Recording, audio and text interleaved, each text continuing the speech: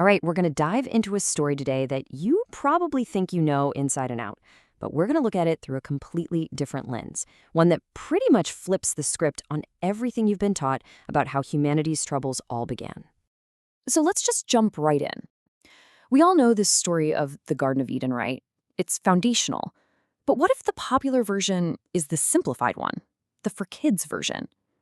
And what if the real story is way more complex, way more technological, and honestly, a whole lot more terrifying? You can see the two narratives right here. On one side, you've got the story we all recognize. A sneaky serpent, a piece of fruit, a simple act of disobedience. But on the other side, the source material we're digging into today, from texts like the Book of Enoch, it paints this incredibly dramatic picture. We're talking a rebel angel, the introduction of forbidden technology, and nothing less than a hijacking of humanity's entire destiny. Okay, so to even begin to understand this alternate telling, we have to start by re-examining the setting itself. It's time to look past the apple. According to this source, the Garden of Eden wasn't some relaxing park. It was a throne zone. Think of it like a high-tech command and control center. The whole idea is that humanity wasn't just there to hang out. They were being prepared for this huge, cosmic mission to basically become stewards of all creation. And that completely reframes the stakes of what happened next. The source material uses this really powerful analogy to explain the difference. The traditional story, Adam and Eve and the fruit, it's like a kid getting into a cookie jar they were told not to. A mistake? Yeah, for sure. But, a pretty harmless one in the grand scheme of things. But then comes the big twist.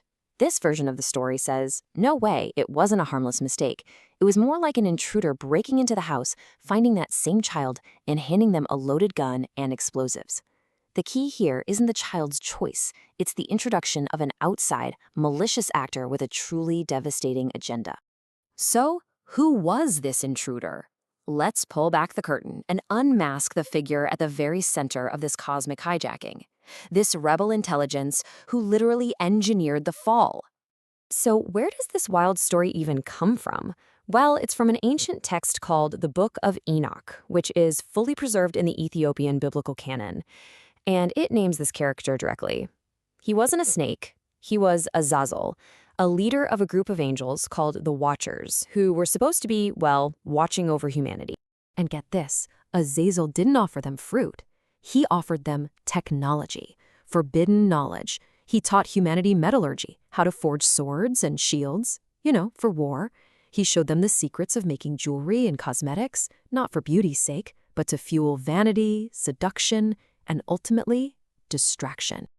And this is the absolute core of his crime. It wasn't about tempting humanity to make one bad choice. It was about weaponizing them, giving them the actual tools for self-destruction and derailing their entire divine purpose. He didn't just nudge them off course, he fundamentally hijacked their trajectory. So let's talk about the consequences. What happens when this kind of power is unleashed on a species that is nowhere near ready for it? Well, it builds into a global catastrophe. This brings us to a whole new definition of the fall. It wasn't a fall into sin so much as a premature, totally uncontrolled acceleration. Humanity was given all this advanced knowledge without any of the wisdom or maturity needed to handle it. Seriously, it's like giving a toddler the keys to a Ferrari. Nothing good can come from that. To put it simply, they were given the secrets of heaven. This was information and power they were probably supposed to grow into over thousands of years. But instead, it was all dumped on them at once. The results? A world that was, as the source puts it, totally drunk on knowledge. And you can see this tragic chain reaction that follows. It starts with the forbidden knowledge being handed over. That leads directly to this unnatural, horrific violence that just engulfs the entire planet. And eventually, things get so bad that a really drastic measure is needed: the Great Flood. Now, according to this source, the flood wasn't just about punishing bad people. It was a cosmic cleansing. It was a desperate genetic rescue mission to wipe the slate clean, to wash away the technological poisons and the genetic corruption that Azazel and the other Watchers had introduced into the world. Okay, so what happened to the architect of all this chaos? And maybe the more important question is, did his influence actually end when he was punished? The Book of Enoch is incredibly specific about Azazel's punishment. It was brutal. He was bound, hand and foot, and thrown into a pit filled with sharp, jagged rocks out in the desert, and just left there in total darkness to await for the final day of judgment. A severe punishment for a pretty severe crime.